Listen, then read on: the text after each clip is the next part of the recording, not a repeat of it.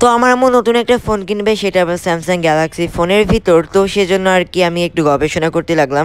আর আমার আম্মুর বাজেট ছিল হচ্ছে 33,000 টাকা। তো আমি সেই অনুযায়ী গুগলে অনেক খোঁজাখুঁজি করছিলাম অ্যান্ড একটা পাইছি 48,000 টাকা, যেটা আসলে আমার আম্মুর বাজেটের বাইরে। আর আমি এমন একটা ফোন খুঁজেছি যেটা ক্যামেরা ভালো হইতে হবে, অপটিক্যাল ইমেজ স্টেবিলাইজেশন থাকবে এবং ডিজাইনটাও হইতে হবে ফ্ল্যাগশিপ মডেলের। কিন্তু দুঃখজনক ব্যাপার হচ্ছে এত গবেষণা করার পরও একটা ভেরিয়েন্টের ফোন পাইছি, বাট এটার ডিজাইনটা ভাই একটুও ভালো না। দেন অনেকক্ষণ গবেষণা করার পর আমি পেয়ে গেছি আমার ফেভারিট একটা ডিজাইনের ফোন অ্যান্ড এটার ক্যামেরাতে অবশ্যই ওআইএস আছে। তো এটার ডিজাইনটা আমার বেশ ভালোই পছন্দ হয়েছে। তো এটা হচ্ছে 6 128 জিবি 25,000 এবং 8 128 হচ্ছে 26,000 এবং 8 256 জিবিটা হচ্ছে 31,000, যেটা আমাদের বাজেট ফ্রেন্ডলি। তো তারপর হচ্ছে আমি আরো একটা ফোন দেখলাম, এটা হচ্ছে গ্যালাক্সি F36 5G এবং এটাতে 4K তে ভিডিও রেকর্ডিং করা যায়, বাট এটা নাকি বাংলাদেশে অ্যাভেলেবল থাকলেও মাগুরা জেলাতে অ্যাভেলেবল নেই। তো তোমরা আমাকে একটা সাজেশন দাও যে 33,000 টাকার মধ্যে স্যামসাং এর কোন ফোনটা বেস্ট হবে।